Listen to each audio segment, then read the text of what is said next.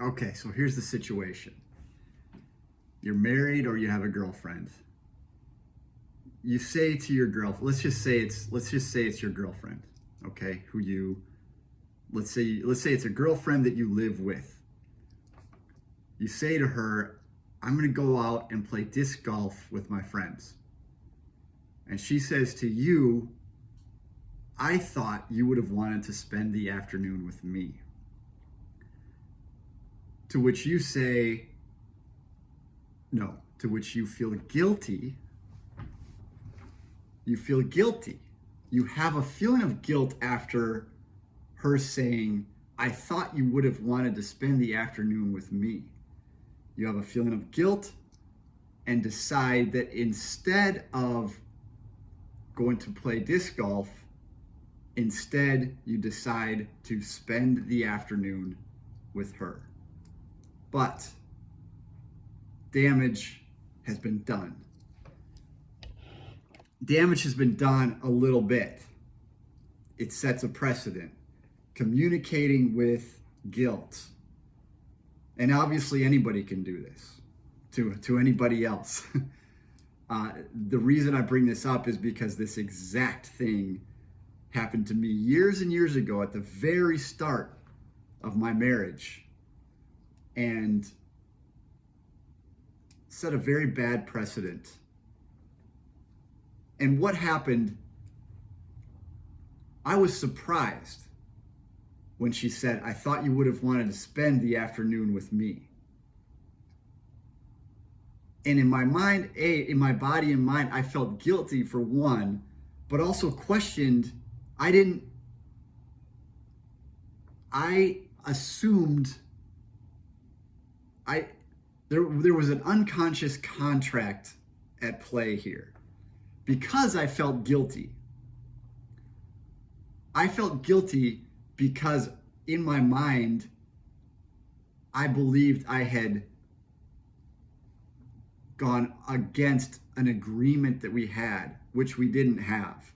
The agreement would have been something like, "Hey, we spend all our time together," right? And I think that's part of an unconscious contract or an agreement that's not spoken, an unspoken agreement between partners of some type, romantic partners, let's just say, where there's an assumption. There's an assumption that with a blank period of time, maybe a weekend, maybe a day on a weekend, maybe a Saturday or a Saturday afternoon or whatever, anytime, it doesn't matter, that there's an assumption that you're going to spend the time together. And so when she said, "I thought you would have wanted to spend the afternoon with me," I felt guilty because of this agreement with her, which I never made in words. I didn't handle this very well at the time because I didn't know what was going on. What I did is I felt guilty and then didn't do the thing I wanted to do, the thing that would have made me feel authentic and connected with my friends, and also on a good level of communication with my wife at the time. And so, but looking back, what I wish would have happened is that I would have approached it with curiosity and said, what do you mean by that? Like, is there almost like a curious playfulness? Do we have an agreement? Do we have an agreement and an authenticity to say, "Hey, yeah, my friends are really important. We never agreed to this." And an internal listening to my own thoughts and my own feelings and understanding that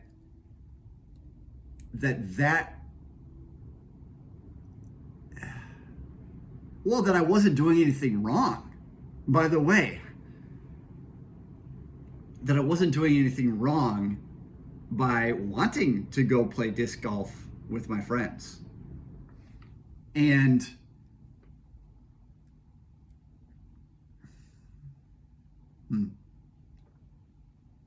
I would have liked for that to have gone differently, because I believe that set a very bad precedent throughout our marriage.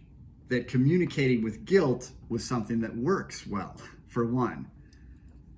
And now these days, when somebody does communicate with me by inducing guilt, I notice it. I think that's a very manipulative tactic to use. And a lot of people just use it unconsciously. Unconsciously. Oh, I had somebody the other day at a men's group I'm part of say to me, I had made arrangements to meet a man for coffee the next morning. And another man came up to me and said, oh, why are you making arrangements with so-and-so and not with me? That was how he approached I felt guilty. I felt guilty. Oh, I'm sorry. Yeah, I didn't know that was. And then when I took a step back, and it wasn't in the moment, by the way, it was a little bit later, I took a step back and thought to myself, why did I feel guilty there? I was not doing anything wrong. And this man induced guilt in me. Maybe subconsciously, maybe that's a pattern that he uses to get what he wants. He wanted to go out for breakfast. Inducing guilt. Look out for it. Look out for it. And call it out. Call it out. All right. That's it for today. More tomorrow.